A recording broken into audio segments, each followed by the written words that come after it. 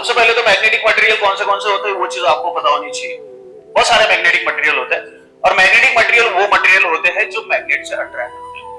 It's very simple meaning. And the meaning of non magnetic material वो material होते हैं जो मैग्नेट से अट्रैक्ट नहीं होते। बहुत सारे प्रकार के मैग्नेट्स होते हैं, आर्टिफिशियल मैग्नेट्स, नेचुरल मैग्नेट्स होते हैं। नेचुरल मैग्नेट्स को हम लोग कन्वर्ट करके आर्टिफिशियल मैग्नेट्स बनाते हैं। आर्टिफिशियल मैग्नेट्स बनाने के बाद में उसमें दो पोलैरिटीज जनरेट होती है या दो पोल्स जनरेट होते हैं, जिसको बोलते हैं हम लोग नॉर्थ पोल और साउथ पोल। ये बेसिक चीज है, बेसिक इंफॉर्मेशन है। जो मैग्नेटिक मटेरियल हम लोग देख रहे थे, मैग्नेटिक मटेरियल कौन से मैग्नेटिक मटेरियल होते हैं, सबसे पहले हम लोग को ये पता होना चाहिए। मैग्नेटिक मटेरियल होते हैं भैया निकोल, है ना, कोबाल्ट, याद है सभी को, पता है क्या? हाँ, और उसमें आयरन भी आता है ना, जिंक भी आता है। So these are this magnetic material. ये सारे के सारे मैग्नेटिक मटेरियल्स हैं। मैग्नेटिक मटेरियल्स वो मटेरियल्स होते हैं जो मटेरियल्स मैग्नेट से अट्रैक्ट होते हैं। इट मींस दैट कि अगर हम लोग ने कहीं मैग्नेट रखा और कहीं डिस्टेंस में हम लोग ने कुछ ये मटेरियल्स रखे, so that materials is attracted by that magnet, so उस मटेरियल्स को मैग्नेटिक मटेरियल्स कहते हैं। ठीक है, ये हो गया आपके मैग्नेटिक मटेरियल्स। एग्जांपल के तौर पर मैग्नेटिक मटेरियल्स कौन से होते हैं? आयरन हो गया, कोबाल्ट हो गया, है ना, जिंक हो गया, ये सारे मटेरियल्स आपके मैग्नेटिक मटेरियल्स होते हैं। ठीक है, एल्यूमिनियम नहीं आता, aluminium is a non magnetic material. Wood is also non magnetic material. आपका glass is also non magnetic material. हाँ, एक स्टील आता है और स्टेनलेस स्टील आता है। स्टेनलेस स्टील आपका नॉन मैग्नेटिक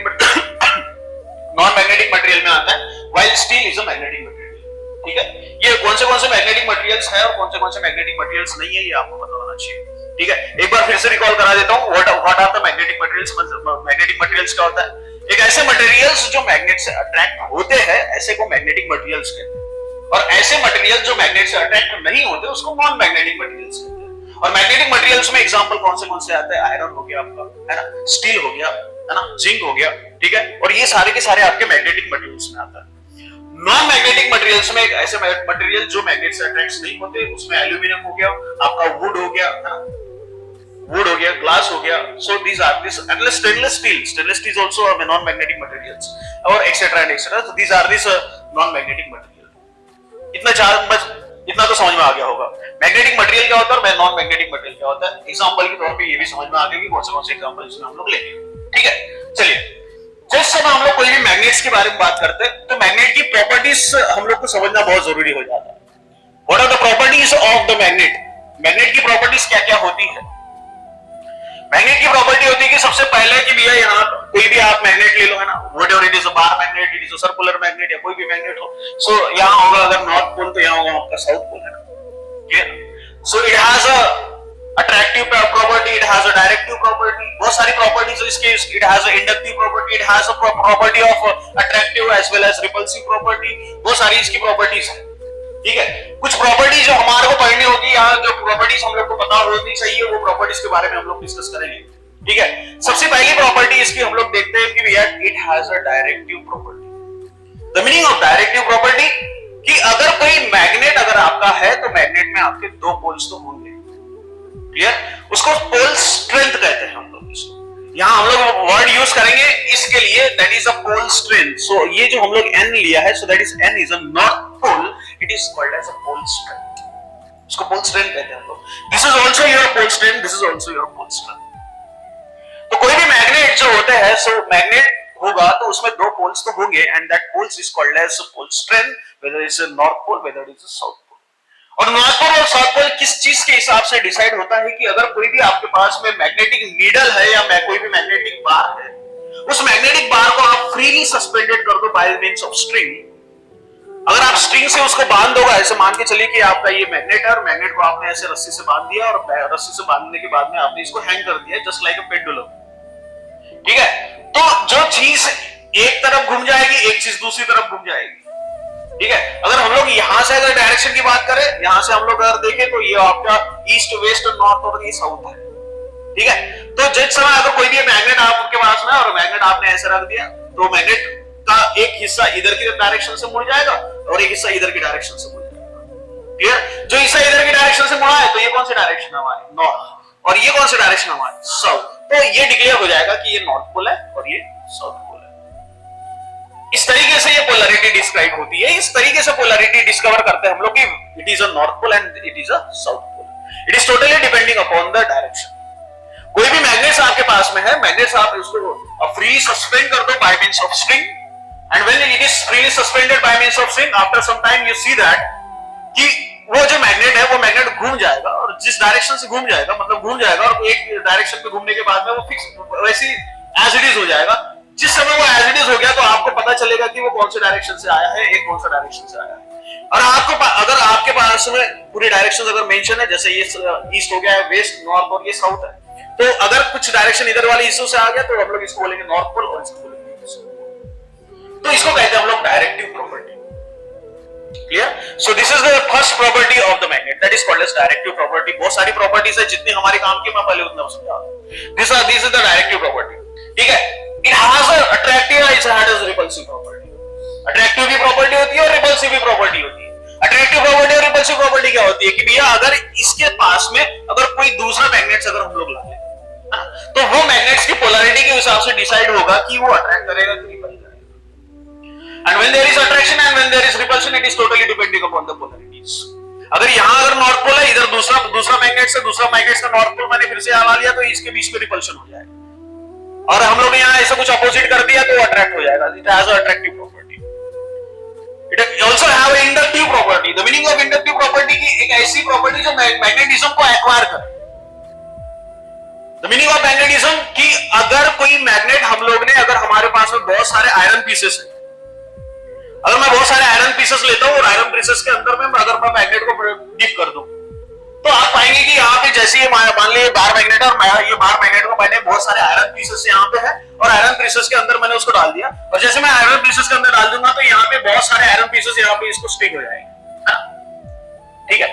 और ये जो फेनोमेनन होता है इसको कहते हैं हम लोग inductive property. Inductive, this is called as inductive property. ये होगी उसकी इंडक्टिव प्रॉपर्टी। इंडक्टिव प्रॉपर्टी क्या कहती है कि जो मैग्नेटिज्म दिखाता है उसको कहते हैं हम लोग inductive property.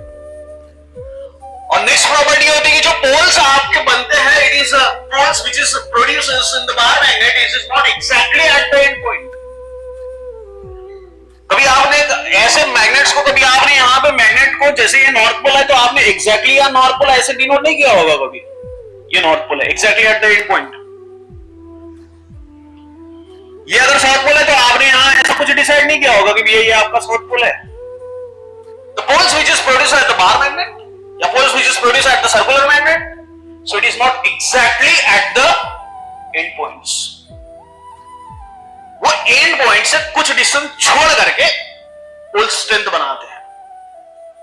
So it means that, so अगर यहाँ नॉर्थ पोल, ये हमारा ये साइड हमारा नॉर्थ पोल होगा, तो हम लोग यहाँ ऐसे नॉर्थ पोल डिनोट करते हैं। Exactly not at the end point of this bar magnet.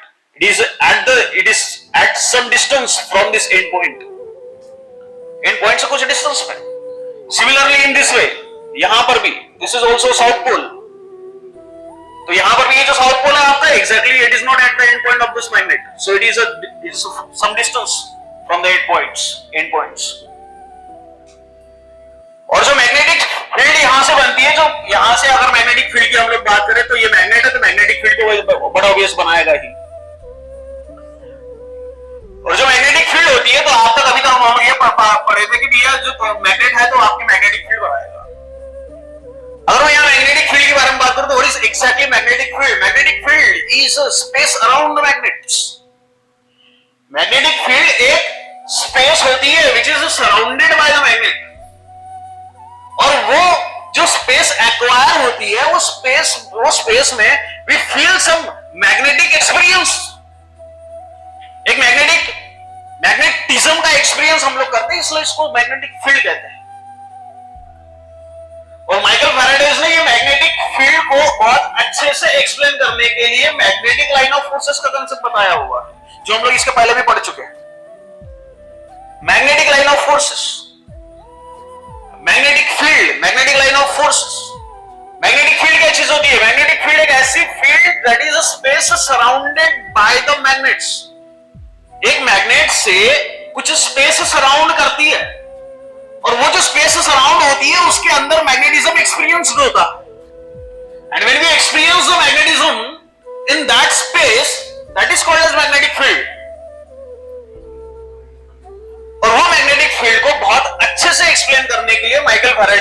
Scientist था जिसका नाम है माइकल फैराडे। हम लोग Faraday's laws of electromagnetic induction में पढ़ा, Faraday's first law of electromagnetic induction and Faraday's second law of electromagnetic induction. वही scientist जो फैराडेज है, उस फैराडेज ने मैग्नेटिक फील्ड को बहुत अच्छे से एक्सप्लेन करने के लिए मैग्नेटिक लाइन ऑफ फोर्सेस का कांसेप्ट इंट्रोड्यूस किया है। मैग्नेटिक लाइन ऑफ फोर्सेस का एग्जिस्टेंस नहीं है, ओनली मैग्नेटिक फील्ड को एक्सप्लेन करने के लिए in the proper way, in the proper design, magnetic line of forces is introduced. Magnetic line of force introduce कर दिया कि आप लोगों को थोड़ा सा पता चले कि एग्जैक्टली मैग्नेटिक फील्ड कैसे हो सकती है, इसलिए magnetic line of forces introduce कर दिया। तो magnetic line of forces introduce कर दिया तो मैग्नेटिक लाइन ऑफ फोर्सेस की भी कुछ ना कुछ तो प्रॉपर्टी होनी चाहिए। तो मैग्नेटिक लाइन ऑफ फोर्सेस होती क्या है? जैसे देखो हम लोग, जैसे अगर ये बाहर मैग्नेट है तो हम लोग बोलते हैं कि भैया इसके बाजू बाजू में मैग्नेटिक फील्ड बनेगी, और जो मैग्नेटिक फील्ड होगी उसके अंदर अगर हम लोग ने कोई दूसरा मैग्नेट ला लिया तो वो उसको अट्रैक्ट भी कर सकता है और उसको रिपेल भी कर सकता है depending upon this pole strength. वो मैग्नेट दूसरे मैग्नेट को अपनी तरफ खींच भी सकता है, रिपेल भी कर सकता है, ये depending upon the pole strength. वो खींचेगा कब या रिपेल कब करेगा? जब वो उसके स्पेस के अराउंड में रहे। The meaning of space surrounded by it, कि अगर इसकी मैग्नेटिक फील्ड यहां तक है तो दूसरा मैग्नेट अगर यहां तक यहां पे होगा तो ये इसके फील्ड के अंदर नहीं है, और जैसे ये फील्ड के अंदर नहीं है तो इसको ना खींच सकता है ना रिपेल कर सकता है। There is a magnetic force की वजह से, क्योंकि इसका जो लगने वाला मैग्नेटिक फोर्स है इसके ऊपर जा नहीं सकता, इसका मैग्नेटिक फोर्स इसके ऊपर आ नहीं सकता। और जिस समय ये प्रॉपर्टी फॉलो नहीं हो सकती तो ये ना अपनी तरफ खींचेगा ना उसकी यहां से रिपेल होगा। जैसे ये मैग्नेट अगर ये इसके मैग्नेटिक फील्ड के अंदर आ गया, ये इसके बाउंड्री के अंदर आ गया, और जैसे ये बाउंड्री के अंदर आ गया तो ये अपनी तरफ खींचेगा, रिपेल करेगा। It is totally depending upon the pole strength. तो ये जो बाउंड्री है और ये बाउंड्री के अंदर जो स्पेस सराउंडेड है, that is called as magnetic field. और ये मैग्नेटिक फील्ड में हम लोग करते क्या है? These are this line of forces. हम लोग see this is magnetic line of forces, और हम लोग इसको बोलते हैं this is magnetic line of forces and the group of magnetic line of forces is called as magnetic flux. अब ये मैग्नेटिक फील्ड को बहुत अच्छे से एक्सप्लेन करने के लिए साइंटिस्ट ने बताया कि there is magnetic line of forces but there is no existence of magnetic line of forces. इसका कोई एग्जिस्टेंस नहीं है, और जिस समय कोई एग्जिस्टेंस नहीं है तो फिर जो मैग्नेटिक लाइन ऑफ फोर्सेस बताए तो मैग्नेटिक लाइन ऑफ फोर्सेस की कुछ प्रॉपर्टी उसको बतानी पड़ी। तो प्रॉपर्टी क्या हुई? सबसे पहले तो प्रॉपर्टी ये हुई कि magnetic line of forces is always originating from the north pole and it is inside the south pole. और magnetic line of forces is occurs only in the form of loop. Loop के form में ही मिलेगी आपको magnetic line of forces. Loop के form में कैसे मिलेगी? जैसे कि मान के चलिए नॉर्थ पोल, फिर से वही बात है, नॉर्थ पोल यहां से मैग्नेटिक फील्ड चलेगी ऐसे कुछ। Outside the magnetic field, outside the magnet, the direction of magnetic line of forces is from north to south. North से south तक होगी, और inside the magnet, the direction of magnetic line of forces is from south to north. ये ऐसे, इस तरीके से, this is the direction. North से south में और फिर south से north में. So this is the direction of magnetic. And magnetic field is occurred only in the form of loop. और यहां से बहुत सारी इसकी प्रॉपर्टी है। तो एक प्रॉपर्टी ये भी कहती है कि भैया कि magnetic line of forces never intersect with each other, ये कभी एक दूसरे से इंटरसेक्ट नहीं होगी। It is exactly same just like electric line of forces. Electric line of forces starts from negative pole and its ends at positive pole. Negative से चालू, positive pay खत्म। इट इज सिमिलरली कि भैया यहां से north pole से चालू होगी, साउथ पोल पे खत्म होगी। लेकिन नॉर्थ पोल से चालू होगी, नॉर्थ पोल साउथ में खत्म होगी। कहां पे? Outside the bar magnet, outside the magnet. But inside the magnet this magnetic line of forces starts from the south pole and it is ends at north. And this magnetic line of forces occurs in the only in the form of loop. Loop के form में occurs होगी। और इसके और एक property होती है कि magnetic line of force it is contradicted या लॉन्जिट्यूडनली कॉन्ट्रैक्टेड। लॉन्जिट्यूडनली कॉन्ट्रैक्टेड का मतलब ये हो गया कि अगर यहां कोई एक नॉर्थ पोल वाला मैग्नेट आ गया, इधर दूसरा नॉर्थ पोल वाला मैग्नेट आ गया, again there is line of forces, है ना? इसकी भी लाइन ऑफ फोर्सेस होगी, इसकी भी लाइन ऑफ फोर्सेस होगी due to opposite, due to same polarity है। सेम पोलैरिटी की वजह से क्या करेगा? ये रिपेल करेगा। तो रिपेल कैसे होगी कि भैया ये रिपेल कुछ ऐसे डायरेक्शन से होगी इसके, ये सारी लाइन ऑफ फोर्सेस कुछ ऐसे को लॉन्जिट्यूडनली दिस लाइक ये ऐसे, ये इसकी लाइन ऑफ फोर्सेस कुछ ऐसे।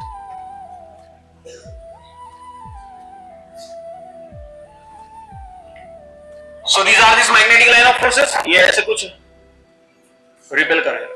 This is the exact way of repulsion. So when we take the two poles of same polarities या poles same pole strength और जिससे आप उन दोनों को पास में लाओ तो वो अब रिपल्शन करेगा। उनके बीच में क्या हो रहा है हम लोग को दिखाई नहीं पड़ रहा है, but we experience that according to the force. We experience that these two magnets are not attracted towards each other; these are repulsed from each other, and this is exact phenomenon to repulsion. ये ऐसे कुछ repulsion होता है। यहाँ बहुत सारे line of forces हम लोग कंसीडर करते हैं कि भैया ये एक लाइन ऑफ फोर्सेस ये दूसरे लाइन ऑफ फोर्सेस से दूर होते हुए जाएगी। It is never intersect with each other. और जैसे मैं बात करूं यहाँ पे, तो यहाँ पे क्या होता है कि भैया यहाँ से लेकर के यहाँ तक आ रही है ऐसे, so ये एक लूप फॉर्म कर रही है। So magnetic line of forces forming, so it is obtained only in the form of loops.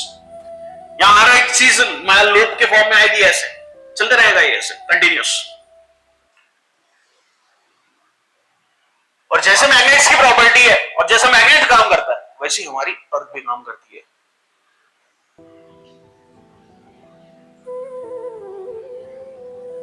These are these basic introductions for the magnetic materials.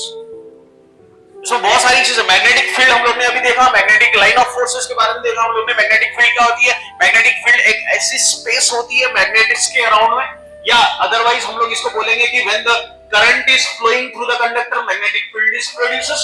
So this magnetic field is a space surrounded by the current flowing through the conductor. Yeah, it is ultimately it is also called as it is a space surrounded by the magnets. और जो space surround होती है magnets के बीच में, जो boundary होती है उसके अंदर वाली सारी हिस्सा क्या कहा जाएगा? Magnetic field. और मैग्नेटिक फील्ड को बहुत अच्छे से एक्सप्लेन करने के लिए माइकल फैराडे ने मैग्नेटिक लाइन ऑफ फोर्सेस का कांसेप्ट दिया। मैग्नेटिक लाइन ऑफ फोर्सेस की कुछ प्रॉपर्टीज हम लोग ने अभी यहाँ देखी हुई है कि magnetic line of forces always form in the it is obtain in the form of loops. It is always starts from negative outside the bar magnet, sorry, it's always starts from north pole outside the bar magnet and it is inside a south pole. But inside the bar magnet, it starts from south pole and it is inside a north pole. ये कभी contract नहीं होती, sorry ये कभी intersect नहीं होती, और जब कॉन्ट्रैक्ट होती है तो लॉन्जिट्यूडनली कॉन्ट्रैक्ट होती है। So these are these properties for this line of forces, magnetic line of forces. और मैग्नेट के बारे में हम लोग ने पढ़ा कि मैग्नेट की भी बहुत सारी प्रॉपर्टी होती है, अट्रैक्टिव प्रॉपर्टी होती है, डायरेक्टिव प्रॉपर्टी होती है, इंडक्टिव प्रॉपर्टी होती है। अब ये रिपल्शन की प्रॉपर्टी हम लोग देखते हैं, यहाँ पे रिपल्शन भी होता है, अट्रैक्शन भी होता है। इंडक्टिव प्रॉपर्टी क्या होती है? इंडक्टिव प्रॉपर्टी में जो मैग्नेटिज्म एक्वायर करता है, जो मैग्नेट अगर मैग्नेटिज्म एक्वायर कर रहा है उसको बोलते हैं हम लोग इंडक्टिव प्रॉपर्टी। और मैग्नेट हमेशा दो पोल्स में ही एग्जिस्ट होते हैं। Monopole is not exist in the magnets. The meaning of monopole, कहीं आपको ऐसा मैग्नेट दिखाई नहीं पड़ेगा जहां सिर्फ और सिर्फ नॉर्थ पोल है, या अदरवाइज जहां सिर्फ और सिर्फ साउथ पोल है। इसकी और एक प्रॉपर्टी, बहुत अच्छी प्रॉपर्टी, वो भी बता देता हूं कि जिस समय आप कोई भी बार मैग्नेट ले लो तो बार मैग्नेट में हमेशा आपको दो पोलैरिटीज मिलेगी, दो पोल स्ट्रेंथ मिलेगी, नॉर्थ पोल साउथ पोल। कभी आपको ऐसा कोई मैग्नेट दिखाई नहीं पड़ेगा जिसमें सिर्फ और सिर्फ एक पोल हो या एक पोल स्ट्रेंथ हो, whether it is north pole strength या whether it is a south pole strength। कोई भी एक पोल स्ट्रेंथ आपको कभी दिखाई नहीं पड़ेगा मैग्नेट्स में। हमेशा कोई भी मैग्नेट्स हो, it exist only in the dipoles. और इसलिए इसके बाद में हम लोग चीज पढ़ते हैं मैग्नेटिक डाइपोल। हम लोग ने magnetic field due to electric current में भी इसको देखा, और magnetic dipole and magnetic dipole moments. तो magnetic dipole it is always in the form of dipole. Monopole is not exist in the magnets. Monopole कभी एग्जिस्ट नहीं करता magnets में, it is only existence of dipole. Dipole की तरह exist करेगा। और bourse की थ्योरी के हिसाब से जो सर्कुलेटिंग करंट है, electron which is revolving around the nucleus, थोड़ा थोड़ा केमिस्ट्री में पढ़ा होगा आपने 11th स्टैंडर्ड से, bourse theory of atomic model, है ना? बोर्स एटॉमिक थ्योरी पढ़ी होगी ना आप लोग। सो बोर्स एटॉमिक थ्योरी क्या कहती है कि भैया जब भी कोई इलेक्ट्रॉन अगर रिवॉल्व होता है around the nucleus, so this revolving electrons is, कोई इलेक्ट्रॉन कौन से ऑर्बिट में रिवॉल्व हो रहा है, it is totally depending upon the angular momentum of revolving electrons. चलिए ये नहीं पढ़ा होगा आपने, उसमें कुछ सीरीज तो पढ़ी होगी, Balmer series, Paschen series, Pfund series, bracket पढ़ी होगी ना ये। उसमें एनर्जी बैंड डायग्राम भी होता है कि भैया एक लोअर ऑर्बिट से हायर ऑर्बिट में अगर इलेक्ट्रॉन जंप करता है या हायर ऑर्बिट से लोअर ऑर्बिट में इलेक्ट्रॉन जंप करता है, so there is loss of energy and there is gaining of energy by this electrons, है ना।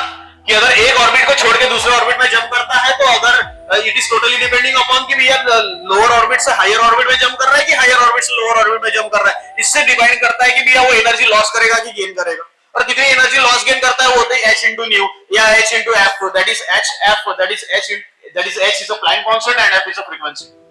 याद है कुछ ऐसे? So जो एनर्जी गेन और loss by this electron which is jump from the lower orbit to higher orbit, that energy is equal to h into f होती है। याद है क्या कुछ? where f is a frequency and h is a Planck constant। Clear? अब इसकी बहुत सारी वैल्यू, उसकी वैल्यूज भी होती है, हम लोग उसके बारे में बाद में डिस्कस करेंगे। So according to the Bohr's atomic theory कि जैसे कोई इलेक्ट्रॉन्स अगर रिवॉल्व होता है around the nucleus, so this electron कौन से ऑर्बिट में रिवॉल्व होगा, it is totally depending upon the angular momentum of the revolving electron around the nucleus. और जो ही इलेक्ट्रॉन रिवॉल्व होता है, so it is called as circulating current. And when it is called as circulating current, so कोई भी अगर कोई current अगर सर्कुलेटिंग लूप में घूम रहा है तो वो मैग्नेट की तरह एक्ट करेगा। और जब अगर मैग्नेट की तरह एक्ट करेगा तो उसमें मैग्नेटिक डायपोल जनरेट होगा, बिकॉज कोई भी मैग्नेट दो पोलैरिटी, दो पोल स्ट्रेंथ के साथ में जनरेट होता है। सो अगर कोई इलेक्ट्रॉन कंटिन्यूअसली घूम रहा है, so this continuously rotation of this electron, this is called as circulating current. And circulating current की वजह से मैग्नेटिक फील्ड बनती है। So this circular arc or circular loop is act as a magnetic dipole. और कहीं ना कहीं एक जगह नॉर्थ पोल जनरेट हो जाएगा, कहीं ना कहीं दूसरी जगह पे साउथ पोल जनरेट हो जाएगा। ये आपने Faraday's laws of electromagnetic induction में भी देखा था, मैग्नेटिक एक्सपेरिमेंट याद होगा तुम लोगों को तो, कि यहाँ के हम लोग ने भी एक सर्कुलेटिंग लूप ली थी। एक सर्कुलेटिंग लूप लेने के बाद में हम लोग ने यहाँ बार मैग्नेट लिया था। This bar magnet is moving toward the loop and bar magnet is moving away from the loops. So when this bar magnet is moving toward the loop, so this is the magnetic flux link with the coil is increases, and when the magnetic flux link with the coil is increases, so that means it is increase। जब यहाँ magnetic flux increase हो गया तो according to the Faraday's laws of electromagnetic induction यहाँ क्या generate हो जाएगा, current. और करंट यहाँ से अगर ये इसका इधर मूव है तो करंट एंटी क्लॉकवाइज डायरेक्शन से जनरेट होगा, और करंट जैसे एंटी क्लॉकवाइज डायरेक्शन से जनरेट होगा, so this is called as circulating current. And when it is acting as a circulating current, so this loop is act as a magnetic dipole and produces north pole near the north pole of this bar magnet. याद है कुछ ऐसे पढ़े थे हम लोग। So when this electron is revolving in the orbit, जब भी कोई इलेक्ट्रॉन रिवॉल्व होता है ऑर्बिट्स में, so this orbit, this called as circulating current, and this circulating current की वजह से मैग्नेटिक फील्ड बनेगी, और magnetic field is always produces magnetic dipole। तो वो वहां मैग्नेटिक डायपोल बन जाएगा, और जैसे मैग्नेटिक डायपोल बन गया तो एक जगह साउथ पोल आएगा, एक जगह नॉर्थ पोल आएगा,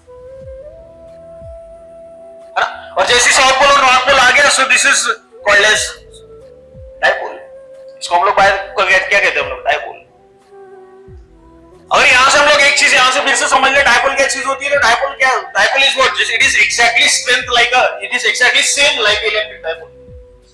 इलेक्ट्रिक डायपोल हम लोग P से डिनोट करते हैं, याद होगा तो P is equal to Q multiplied by twice L, याद है। अगेन इसकी और एक प्रॉपर्टी भी है कि भैया जो मैग्नेटिक फोर्स होता है, यहाँ मैग्नेटिक फोर्स जैसे इलेक्ट्रिक फोर्स होता है, इलेक्ट्रिक फोर्स को हम लोग इलेक्ट्रोस्टैटिक फोर्स कहते हैं। और इलेक्ट्रोस्टैटिक फोर्स में हम लोगों ने कूलम्ब्स लॉ देखा था, तो कूलम्ब्स लॉ कहता है कि फोर्स ऑफ अट्रैक्शन और repulsion between the two point charges is directly proportional to the product of magnitude of the two charge and inversely proportional to the square of distance between them. होता है ऐसे। It is the same, this is a electrostatic force and here there is a magnetic force. और जैसे Coulomb's law of electrostatic बनता है, वैसे Coulomb's law of magnetic field भी बनता है। और Coulomb's law of magnetic field क्या कहता है, द फोर्स ऑफ अट्रैक्शन और repulsion between the two pole strength. The force of attraction or repulsion between the two pole strength is directly proportional to the product of magnitude of the two pole strength and inversely proportional to the square of distance between them. So this is Coulomb's law for the magnetic field. And when you are talking about the Coulomb's law for the magnetic field, this is Coulomb's law for the electric field. This is electric field, so that's why we are using electrostatic constant. This is magnetic field, we are using magnetic field constant. And we are taking that is magnetic field constant if I am representing by K. So again this is Qn और ये Qs. What is meaning of Qn and Qs? That is pole strength for the north pole, pole strength for the south pole. Pole strength for the north pole and this is pole strength for the south pole divided by inversely inversely proportional to the square of distance between them. This is the magnetic field. That's why we are using this K is called as magnetic field constant, and the value of K is nothing but mu naught divided by 4 pi. याद होगा कुछ. So this is mu naught is a permeability of free space. So that is F is equals to, this is mu naught divided by 4 pi. This is Qn. This is Qs divided by R square. This is the magnetic force in magnetic field. और यहाँ लेते हैं हम लोग F is equals to 1/4 pi epsilon naught. याद होगी कुछ. This is Q1 Q2 divided by R square. याद आया? So this is 1/4 pi epsilon naught. This is called as electrostatic constant. And epsilon naught is permittivity of free space. And 1/4 pi epsilon naught is 9 into 10 to the power 9. याद है? Newton meter square divided by Coulomb square. और similarly हम mu naught permeability of free space and permeability of free space again 4 pi into 10 to the power minus 7. And when it is called as 4 pi into 10 to the power minus 7, so this 4 pi get cancelled, so what remains is 10 to the power minus 7. So that is Coulomb's law for the magnetic field. What is the final equation for the Coulomb's law for the magnetic field? Pole strength about the north pole and pole strength about the south pole divided by R square, and it is multiplied by 10 to the power minus 7. Force है इसका unit रहेगा Newton. So this is called as Coulomb's law for the magnetic field. It obeys the inverse square law of distance, exactly similar to the electrostatic force, which is obeys the inverse square law of distance. यहाँ पे जो हम लोग ने देखा हुआ है, it is obeys the inverse square law of distance. This is also the obeys the inverse square law of distance. This is called as Coulomb's law for the magnetic field. This is called as Coulomb's law for the electric field. और दोनों same होते हैं. और जैसे ही हम लोग यहाँ electrostatic के बारे में बात करते हैं, इलेक्ट्रिक फील्ड के बारे में बात करते हैं, similarly it is talking about the magnetic field. और जैसे हम लोग मैग्नेटिक फील्ड के बारे में बात करते हैं, तो मैग्नेटिक फील्ड जैसे इलेक्ट्रिक डायपोल होता है, वैसे हमारा मैग्नेटिक डायपोल होता है. इलेक्ट्रिक डायपोल हम लोग P is equals to Q into twice L से डिनोट करते हैं. अगेन मैग्नेटिक डायपोल हम लोग M से डिनोट करते हैं. Magnetic dipole it is small m multiplied by, again this is twice L, where small m is a pole strength of one of the poles. Small m चाहे तो north pole ले ले, चाहे तो south pole ले ले. This is a pole strength of either of this two poles and distance between the two poles. So this is called as magnetic dipole. इसको कहते हैं हम लोग magnetic dipole. It is exactly similar to the electric dipole. और हम लोग electric dipole movement हम लोग ने देखा था. इलेक्ट्रिक डायपोल मूवमेंट क्या होगा? So this is called as electric dipole moment है ना. ये इलेक्ट्रिक डायपोल मूवमेंट है हमारा. ये sorry, this is called as electric dipole movement. ये मैग्नेटिक डायपोल मूवमेंट. ये magnetic dipole movement, this is electric dipole movement. और जैसे इलेक्ट्रिक डायपोल होता है, वैसे हमारा मैग्नेटिक डायपोल भी होता है. इलेक्ट्रिक डायपोल और magnetic dipole both are same. Electric dipole क्या होता है? Electric dipole two equal and opposite polarity of charges separated by the finite distance. This is electric dipole. And what is magnetic dipole? Two equal and opposite pole strength of the magnet separated by the finite distance, called as magnetic dipole. उसको हम लोग magnetic dipole कहते हैं. This is called as electric dipole moment denoted by P, and this is called as magnetic dipole moment denoted by M. Small m multiplied by twice L, where small m is pole strength of either of the two poles. ये दोनों poles में से कोई भी एक पोल का pole strength आप लेंगे. जैसे यहाँ पे दोनों चार्जेस का, एक तो पॉजिटिव चार्ज होता है, एक तो नेगेटिव चार्ज होता है. उस दोनों चार्जेस में से कोई भी एक चार्जेस का हम लोग यहाँ चार्ज लेते हैं और उनके बीच का फाइनाइट डिस्टेंस लेते हैं.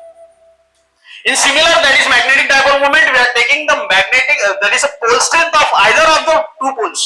कोई भी दो पोल्स का कोई सिंगल पोल स्ट्रेंथ आप लेंगे और उनके बीच का फाइनाइट डिस्टेंस आप लेंगे. That is quite simple. So this is called as magnetic dipole moment. Again there is a second formula for the magnetic dipole moment. It's nothing but I into A. Remember this formula. इसके बाद में इसके ऊपर derivation solve करना है. So this is magnetic dipole moment.